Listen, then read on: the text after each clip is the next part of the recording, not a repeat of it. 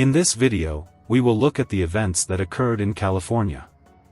28-year-old Cori Desmond disappeared in Redondo Beach while leaving her bartending job on Valentine's Day 2009. A few days later, her body was found in a plastic trash bag on the side of the road in Running Springs in San Bernardino County. The police had different versions of what happened. However, a few months later, the investigation reached a dead end. The breakthrough occurred after a woman who saw a billboard with a picture of Cori called the police department.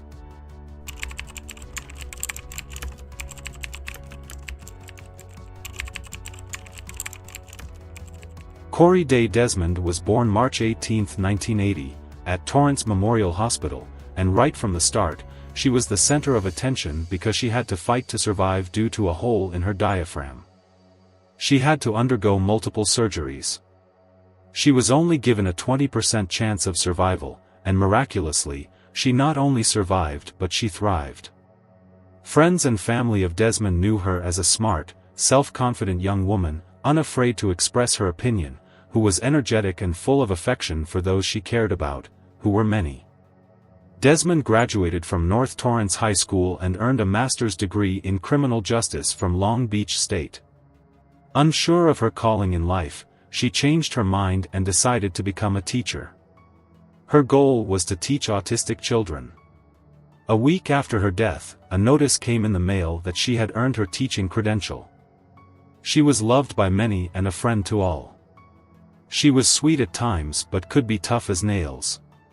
She could command a bar full of patrons when she wanted, and all the while, be singing one of her favorite karaoke songs, such as Black Velvet or These Boots Were Made for Walkin', once again being the center of attention. It was that secondary family that Cori acquired while working in those various establishments that kept her going back, despite what her family wanted her to do. In 2009, Cori worked in a bar. On Saturday, February 14th, she had a shift that ended at 9:30 p.m. She then walked 2 blocks to the popular Bar Street Lounge. Many employees of this bar knew Cori, as she had friends working there. She was caught on surveillance cameras helping her friends at the bar. She left there only after closing, around 2 a.m. None of her friends saw her after that. On Monday, February 16th, at approximately 2:20 p.m., the San Bernardino County Sheriff's Office received a terrifying call, about 100 miles from the bar where people last saw Cori. The driver had stopped to take snow chains off the wheels. The man felt a strong, unpleasant smell as soon as he exited the car. He thought the source of the stench was an animal that got hit by a car but still decided to check. Not far from the car, he found something strange. He saw a black plastic garbage bag with a woman's body inside. The man ran out into the road in a panic, stopping cars and asking people to call the police, as his phone's battery was dead. They identified the victim by fingerprints and driver's license. It was 28-year-old Cori Desmond, subjected to a brutal attack. The woman died from strangulation. She had a lot of bruises on her face and neck and injuries to the back of her head. Cori had tried to fight back, as she had several defense wounds. Although unable to determine the exact time of death, the medical experts said Cori was on the street for about 12 to 36 hours before the man found her. Cori's pants were unbuttoned and pulled to her knees, but no signs of intimate contact were found. The first conclusion that investigators came to was that the place where the driver found Cori's body was not the place of her death. The criminal left her body by the side of the road, hoping it would take time to find it. Before the man found her body, the rain had destroyed all possible evidence. Reporting bad news to the families of the dead or missing is perhaps the hardest thing in the work of a policeman at that time. Cori was living with her grandmother.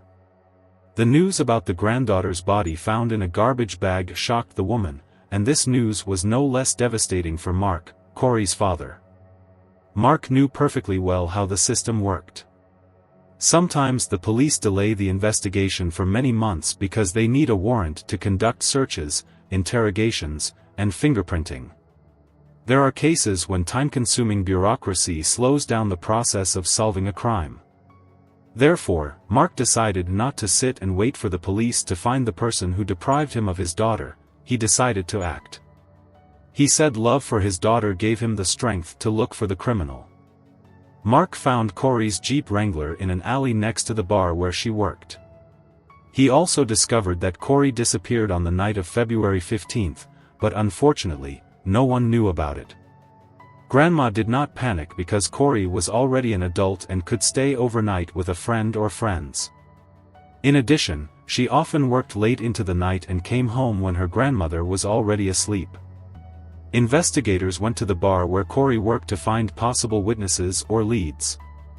They talked to other employees and learned that Cori finished her shift at 9:30 p.m. and then went to another bar. She often did that. Her friends worked at that bar, and Cori often visited them at the end of her shift. She helped at the bar or chatted with friends while sitting at the counter. Besides, it brought her extra tips. Bar visitors knew her face well, and many perceived Cori as another employee.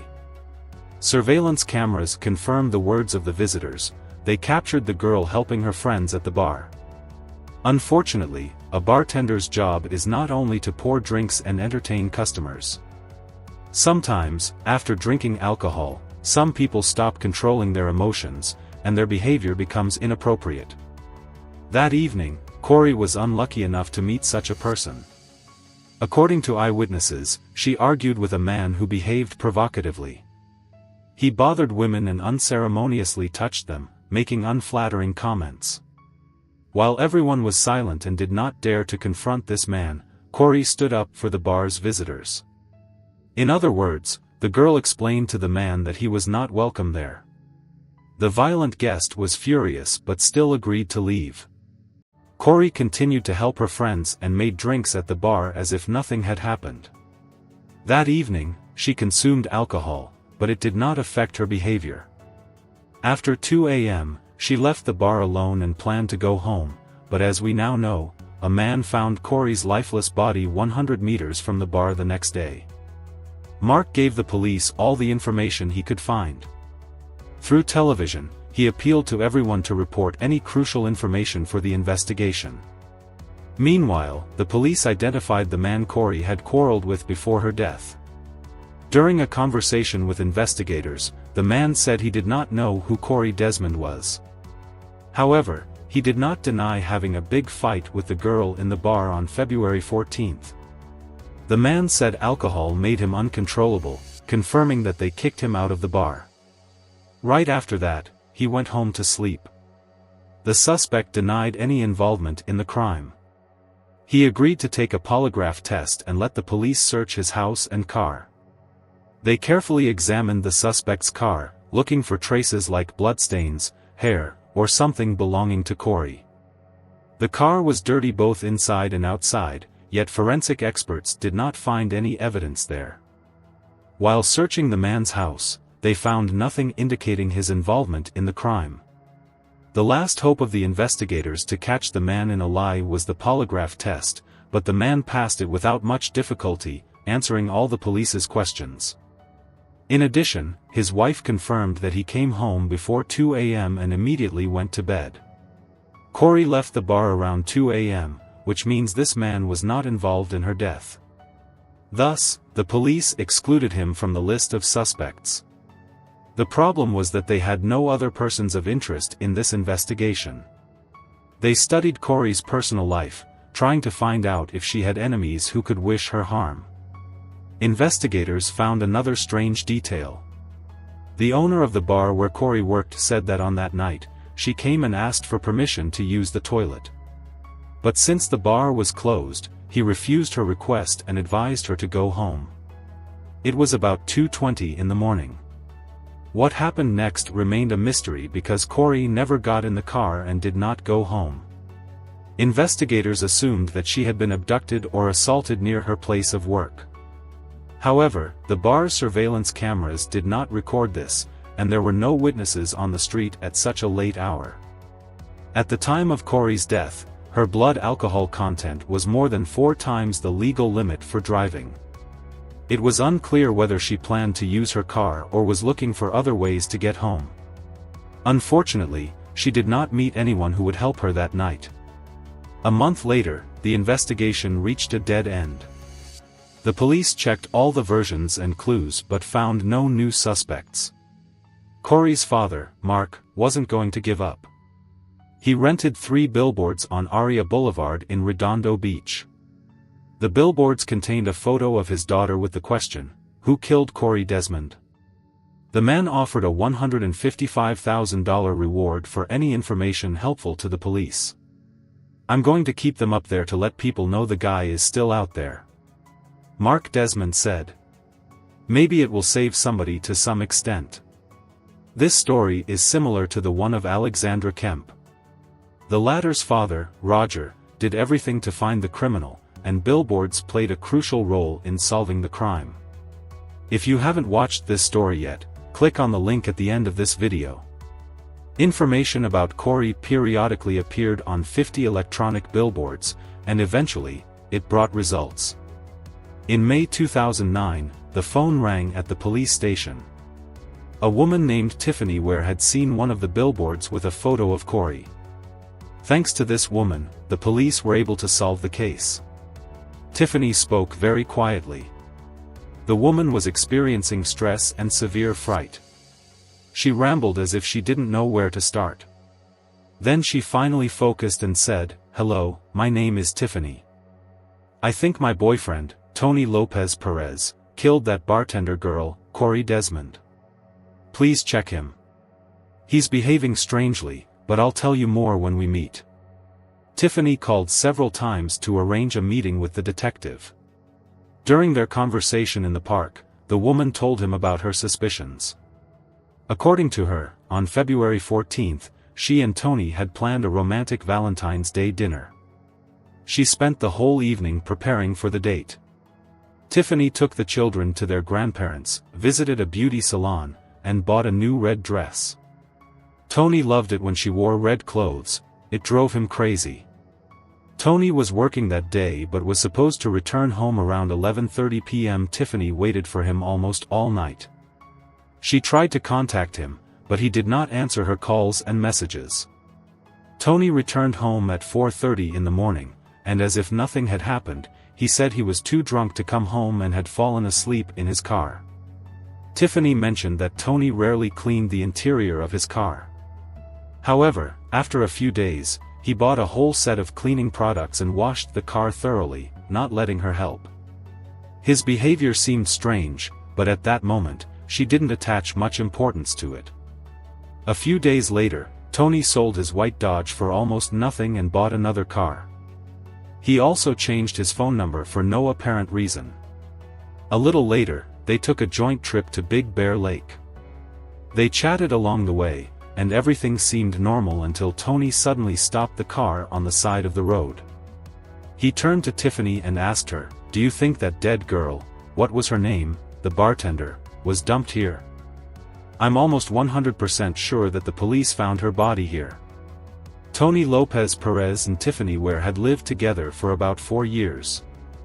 They had a 6-year-old son together, but they never married. He was a hard-working man and got along well with everyone. He had never had any problems with the law. Perez came from a large family with 8 siblings. His parents grew up in the LA area, and Perez attended high school in Manhattan Beach.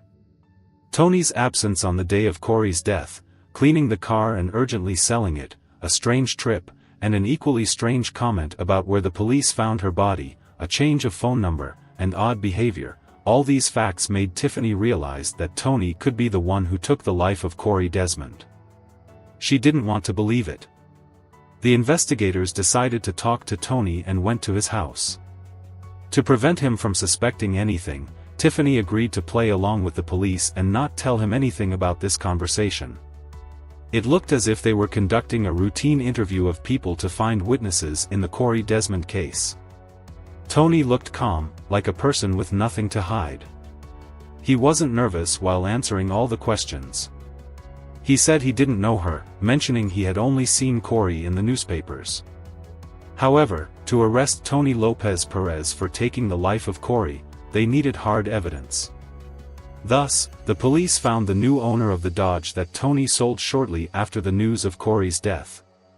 The new owner confirmed that Tony had sold him the car for a low price and allowed the police to check the vehicle for any evidence. Tiffany had said Tony cleaned the interior thoroughly before selling his car.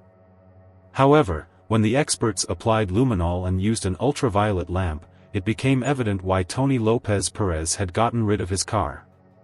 The interior of the car lit up in bright blue. The police asked Tony to come to the police station, but they didn't tell him anything about the discovery so he wouldn't run away. At first, he claimed he had never seen Cori, but later changed his testimony, saying he saw her near the bar and whistled at her. As soon as the police noticed that Tony was changing his testimony, they showed him photos of the car he had sold and said they had found crucial evidence there. This time, Tony claimed to have seen Cori outside the bar, standing under a street lamp. She suddenly lost consciousness and fell on the sidewalk. He tried to help her, but she did not regain consciousness. Then he started slapping Cori on the cheeks. Cori opened her eyes and started screaming, telling him to get out and asking him to let her go. According to Tony, he got scared, put his hands over her mouth, and accidentally strangled her. Fearing he would get blamed for Cori's death, he put her body in the back seat of his car and drove home. Perez said he woke up during the night and went outside to see if it was a nightmare. "I opened the door, and it was not a nightmare," Perez told detectives. It was true. Perez said he went back inside and tried to get some sleep. In the morning, he went to work with Desmond's body still in the back seat. At the end of the working day, he placed her body in 2 garbage bags, took it to a remote area, and left it next to the side of the road. According to Tony's story, what he did to Cori was an accident. He claimed that he was drunk and scared, and accidentally strangled her in a state of panic. But Cori's injuries suggested otherwise. She had severe injuries on the back of her head, bruises on her face and neck, and defense wounds on her hands. Moreover, Cori's pants were down to her knees. Tony Perez was arrested and charged with first-degree deprivation of life. The next day, he showed the police where he had dumped Cori's body. In addition to Tony's confession, they now had the results of DNA tests. Cori's blood matched the blood found in the car that Tony sold immediately after committing the crime. At the 2011 trial, Coroner Jack Sheridan testified to the multiple contusions to the victim's head, the evidence of strangulation, and the blunt force trauma to her face. Sheridan also said she had scratches on her body that suggested the criminal dragged her after her death. Based on Cori's injuries, prosecutors said Perez assaulted her and tried to force her into intimacy in the early morning of February 15, 2009. Cori resisted, and unable to get what he wanted, Perez strangled her. Tiffany Ware testified during the trial. She told the San Bernardino County jury that her former boyfriend, Tony Lopez Perez, had an insatiable appetite for sex in January and February 2009. Even though they were making love almost every day, Ware said Perez was still not satisfied. Tiffany also told the court that Tony had twice engaged in intimacy with her against her will. It happened after the birth of their son, and with an interval of about a month. Both incidents occurred when she was fast asleep on the couch after taking painkillers due to severe back pain. Perez, who chose not to testify at the trial, made his first statements to the court during his sentencing. He said he was taught to love and respect those around him but admitted to veering off course at times. "I forgot the key lessons I was taught about life, which make me a man, a father, a loving uncle to many, and a responsible person who supports his family that I so love," Perez said. "In the end, I fell short." He generally stuck to the story his attorney, Andrew Hanel, presented at the trial, that he was scared and didn't mean to hurt Desmond. Hanel argued to a jury of 6 men and 6 women that Perez found her passed out on the sidewalk. He said Perez tried to calm her down and didn't mean to kill her. "I should have thought before acting," Perez said. "I should have stepped back and cleared my head. Fear took over. I was so scared, so careless." Cori's father, Mark Desmond, said his daughter had a beautiful future ahead of her before her life was cut short at the age of 28. Tony Perez should live the rest of his miserable life knowing he killed his own children's hopes and dreams at the same time he was killing Cori, her father said. He embodies all the characteristics that women in society fear. Just before sentencing, Perez asked God and the court to show him mercy. My very deepest apologies to the Desmond family and to my own family. I have brought such hurt and sorrow to the Desmonds that will forever shape their life. I hope he never gets out on the street again, said Desmond's grandmother, Beverly. I hope he suffers as much as she suffered. In July 2011, a jury of 6 men and 6 women found 36-year-old Tony Lopez Perez guilty of first-degree deprivation of life. He was sentenced to life imprisonment with the possibility of parole after 25 years. Cori Desmond's family expressed gratitude to Tiffany Ware, thanks to whom the police solved this case. If it hadn't been for her, I don't think they would have ever found out it was him, said Leslie Schwab, a family friend who attended every day of the trial, along with about a dozen others in San Bernardino County.